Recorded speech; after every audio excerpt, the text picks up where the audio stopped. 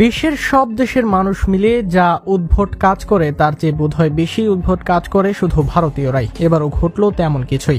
দিল্লির হাইকোর্টে পিটিশন দেওয়া হলো বাংলাদেশকে আন্তর্জাতিক ক্রিকেট থেকে নিষিদ্ধ করার জন্য।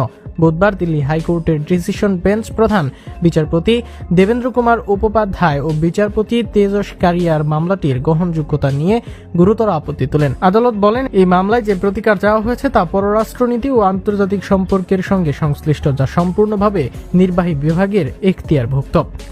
শুনানির শুরুতেই বেঞ্চ আবেদনটির প্রকৃতি নিয়ে প্রশ্ন তোলেন এবং মন্তব্য করেন যে আদালতকে কোনো বিদেশি দেশের বিষয়ে নীতিগত সিদ্ধান্ত নিতে বা ভারতের বিচারিক সীমানার বাইরে গিয়ে তদন্ত করতে বলা যায় না।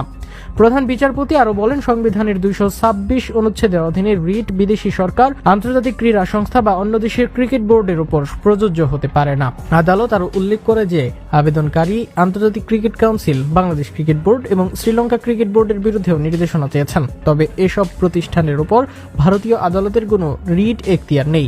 বেঞ্চ আবেদনকারীকে সতর্ক করে জানান, এই ধরনের মামলা পিআইএল এখতিয়ারের অপব্যবহার এবং এতে বিচারিক সময় নষ্ট হওয়ার ভারী জরিমানা আরোপ করা যেতে পারে। শুনানিকালে ভারতের সলিসিটর জেনারেল তুষার মেহতা বিসিসিআইয়ের পক্ষে উপস্থিত হয়ে জানান যে বাংলাদেশ ক্রিকেট বোর্ড ও শ্রীলঙ্কা ক্রিকেট বোর্ডকেও মামলায় পক্ষভুক্ত করা হয়েছে।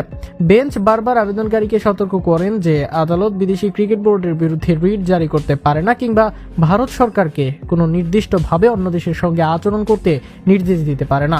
প্রধান বিচারপতি জোর দিয়ে বলেন, কোনো আইনি ভিত্তি ছাড়া কল্পনা বা ব্যক্তিগত ধারণার উপর ভর করে পিআইএল দায়ের করা যায় না। আদালত আবেদনকারীর সেই যুক্তিও খারিজ করে দেন যেখানে তিনি পাকিস্তানের একটি আদালতের রায়ের উপর নির্ভর করার চেষ্টা করেন। বেঞ্চ মন্তব্য করেন, ভারতীয় সাংবিধানিক আদালত পাকিস্তানের বিচার ব্যবস্থা অনুসরণ করে না।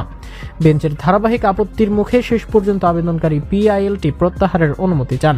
আবেদন প্রত্যাহার করা হলে প্রধান বিচারপতি তাকে গঠনমূলক কাজে যুক্ত হওয়ার পরামর্শ দেন এবং বলেন, এ ধরনের আবেদন আইনগতভাবে গ্রহণযোগ্য নয় ও অকারণে আদালতের উপর চাপ সৃষ্টি করে।